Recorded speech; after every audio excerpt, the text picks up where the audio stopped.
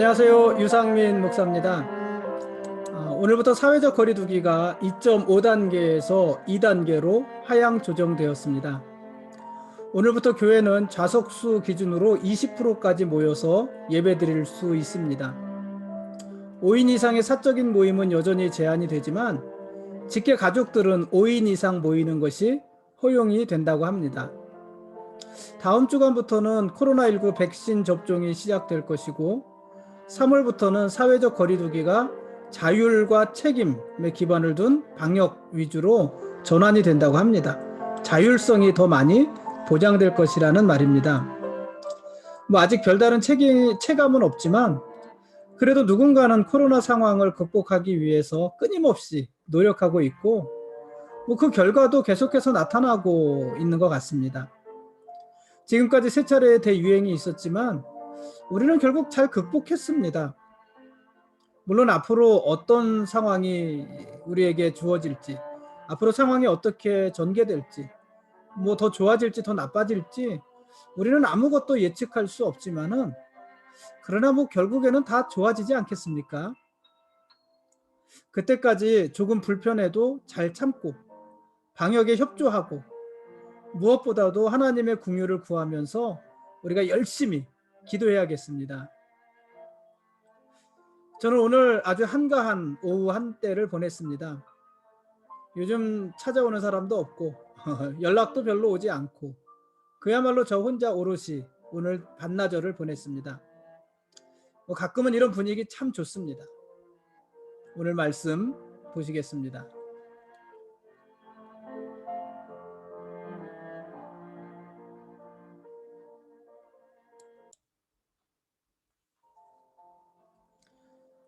오늘 읽을 말씀은 민수기 7장과 8장 말씀입니다. 이스라엘이 시내산에서 출발하기에 앞서서 하나님께서는 각 지파의 지휘관들에게 헌물을 드리라고 하십니다. 그래서 각 지파의 지휘관들이 수레 6대와 소 12마리를 성막 예물로 드립니다. 지파의 크기와 상관없이 두 사람이 수레 하나, 한 사람이 각각 소 한 마리를 균등하게 드린 것입니다. 그렇게 각 지파의 지휘관들이 드린 헌물을 모세는 여호와의 말씀대로 레위 자손들의 직무에 따라 공평하게 나누어 줍니다. 공평하게 나누어 줬다는 것이 n분의 1 해서 똑같이 나누어 줬다는 것이 아니라 그 직무에 맞게 나누어 줬다는 것입니다. 장막의 무거운 목재와 기구 등을 운반하는 무라리 자손에게는 수레 4과 소 8마리를 줍니다. 3분의 1을 주는 것입니다. 또 성막 밖의 휘장과 부대 시설을 관리하는 게르손 자손에게는 수레 2 그리고 소 4마리를 줍니다. 나머지를 주는 거죠. 한 지파가 한 자손이 남잖아요. 주로 성소의 기구들을 메워서 운반하는 고앗 자손에게는 아무것도 주지 않습니다. 왜냐하면 이들은 성소의 것들을 관리했는데 그것은 수레에 실어서 옮기는 것이 아니라 메고서 옮겨야 되는 것이기 때문에 굳이 수레와 소가 필요하지 않았던 것입니다. 그러니까 모세는 어떤 우열이나 서열에 따라서 차별을 준 것이 아니라 그들이 해야 하는 일, 그들의 직임에 따라서 적절하게 모든 것을 분배한 것입니다. 우리는 공평, 균형 이런 이야기들을 많이 하는데 형편을 고려하지 않은 기계적인 균형은 오히려 차별과 불공정을 불러올 수 있습니다. 무엇이든지 직무의 성격에 따라서 그리고 각자 필요에 따라서 적절하게 분배하는 것, 그것이 오히려 더 공평한 일 아니겠습니까? 이어서 12지파의 지휘관들이 하루에 한 사람씩 똑같은 양의 제물을 12일 동안 계속해서 매일같이 드립니다. 이들은 한 사람이 130세겔 무게의 은반 하나와 70세겔 무게의 은발이 하나에 소재물로 기름 섞은 고운 가루를 채워서 드리고 10세겔 무게의 금그릇 하나에 향을 채워서 드렸습니다. 또 번제물로 수송아지 1마리와 수장 1마리 그리고 1년 된 어린 수장 1마리를 드렸고 속죄제물로 수염소 1마리를 드렸고 화목제물로 소 2마리와 수장 5마리, 숫염소 5마리와 또 1년 된 수장 5마리를 드렸습니다. 꽤 많이 드린 거죠. 성막을 위한 봉헌에 12지파가 한 지파도 빠짐없이 다 동참을 했습니다. 레위기 7장은 12지파의 지휘관들이 매일 똑같은 헌물을 하나님께 드렸다는 것을 아주 길고 지루하게 기록을 합니다. 왜 그렇게 다 기록했을까요? 좀 줄여서 기록할 수도 있었을 텐데, 똑같은 말이 반복되는 거니까.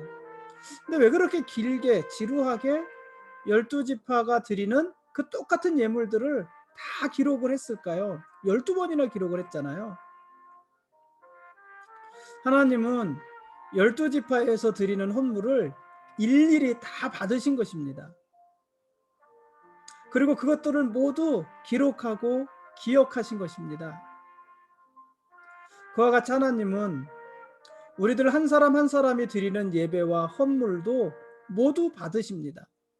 그리고 우리들 한 사람 한 사람이 드리는 예배와 헌물도 모두 기억하시는 것입니다. 민수기 8장은 7등잔에 관한 규례와 레위인의 정결에 관한 말씀을 기록을 합니다. 어둠을 밝히는 등불처럼 레위인은 더럽혀진 세상을 속죄하는 하나님의 사람들이었습니다. 그래서 레위인들에게 제일 중요한 것은 정결한 것입니다. 그래서 이 민수기 8장에는 정결이란 말이 여러 번 반복해서 나오죠. 레위인들에게 가장 중요한 단어고 가장 중요한 일이었던 것입니다. 하나님께서는 레위인을 흔들어 바치는 요제, 제물로 하나님께 드리고 그들이 여호와께 봉사하게 하십니다. 그런데요, 이제 오늘 읽은 그 민수기 8장 24절 말씀에서는 레위인은 25세 이상으로 회막에 들어가서 복무하고 봉사할 것이다, 이렇게 기록을 했어요. 우리는 지난번에 민수기 4장 말씀을 볼 때 레위인들은 30세부터 50세까지 하나님의 성막에서 봉사한다고 그랬잖아요. 근데 오늘 읽을 말씀에서는 레위인들이 25세 이상 회막에 들어가서 복무한다고 그랬거든요. 복무하고 봉사한다고 그랬거든요. 그러니까 몇 년이 차이가 나요? 5년이 차이가 나잖아요. 민수기 4장에서는 30세 이상이라고 말을 했고 오늘 본문에서는 25세 이상이라고 말한 겁니다. 그게 다가 아니고요. 역대상 23장 24절에 보면은 여호와의 성전에서 섬기는 일을 하는 20세 이상 된 우두머리들, 이런 구절이 나옵니다. 그러니까 역대상에서는 20세 이상의 레위인들이 이미 하나님의 성막에서 봉사했다, 이렇게 표현을 하고 있는 것입니다. 그러니까 회막에 들어가서 봉사할 수 있는 레위인들을 어떤 곳에서는 30세 이상, 어떤 곳에서는 25세 이상, 어떤 곳에서는 20세 이상, 이렇게 기록을 한 것입니다. 어느 것이 맞는 말일까요? 성막에서 봉사할 수 있는 레위인은 30세 이상이 맞습니다. 30세 이상, 그러니까 30세부터 50세까지가 성막에서 봉사하는 레위인들입니다. 그런데 성경의 다른 부분에서는 20세 이상 혹은 25세 이상이라고 표현하기도 했잖아요. 왜 그랬을까요? 그것은 뭐 대단한 것은 아니고 성막에서 봉사하기 위해서, 그러니까 본격적으로 훈련받으면서 준비하는 수습기간 또는 인턴 기간, 그 기간으로 5년 내지 10년을 이야기하고 있는 것입니다.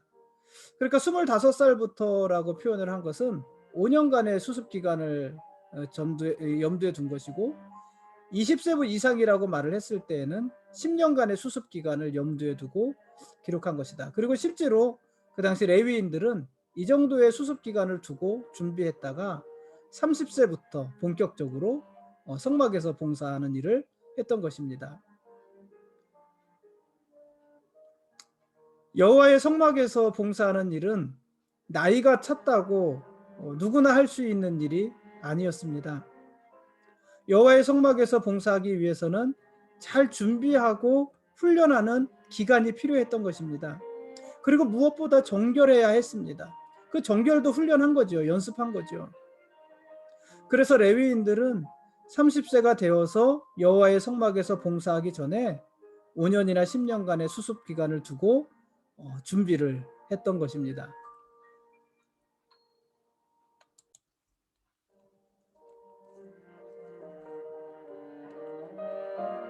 지금까지 민수기 7장과 8장 말씀에 대한 길라잡이였습니다. 내일 읽을 말씀은 민수기 9장부터 10장 10절까지 말씀입니다. 여기까지가 시내산인 거예요. 그래서 9장부터 10장 10절까지 말씀을 내일 보겠습니다. 레위인은 돕는 자였습니다. 레위인은 30세부터 50세까지는 제사장을 도와서 성막 일을 감당해야만 했죠. 그러니까 그 기간에 레위인은 제사장을 돕는 자였습니다. 민수기 8장 19절 말씀대로 레위인은 이스라엘 자손에 대하여서도 봉사하는 자였습니다. 이스라엘을 대신해서 봉사하고 이스라엘 자손을 위하여 속죄하는 자입니다. 그러니까 레위인은 이스라엘 사람들을 돕는 자였습니다. 또 레위인은 50세 이후부터는 형제와 함께 회막에서 돕는 자였습니다. 민수기 8장 25절 26절은 이렇게 기록합니다. 50세부터는 그 일을 쉬어 봉사하지 아니할 것이나 그의 형제와 함께 회막에서 돕는 직무를 지킬 것이요. 그러니까 레위인은 30세부터 50세까지 회막에서 일한다고 그랬잖아요. 그럼 50세 이후는 무슨 일을 할까요? 50세 이후는 공식적으로 성막에서 봉사하는 일은 하지 않습니다. 은퇴한 것입니다. 그런데 그 이후로 어떤 일을 하냐면은 그의 형제와 함께 회막에서 돕는 직무를 계속해서 지켰다, 이렇게 기록을 하고 있는 것이에요. 그러니까 정년 후에 레위인은 다른 레위인, 형제 레위인들을 돕는 일을 한 것입니다. 돕는다는 것이 무슨 말입니까? 돕는다는 것은 주연이 아니라는 말입니다. 돕는다는 것은 주연이 돼서 지시하고 관찰하고 감독하고 하는 일을 하지 않는다는 것입니다. 오히려 돕는다는 것은 헌신하고 봉사하고 그러면서 책임은 함께 나눠진다는 것입니다. 레위인들의 역할이 그랬다는 것입니다. 레위인들은 평생 동안 그렇게 돕는 자들이었고 그 일을 위해서 구별된 자들이었습니다. 누구에게나 돕는 자가 필요합니다. 제사장들이 레위인의 도움 없이 어떻게 그 많은 제사를 드리면서 자기의 일을 다 감당할 수 있었겠습니까? 가능하지 않습니다.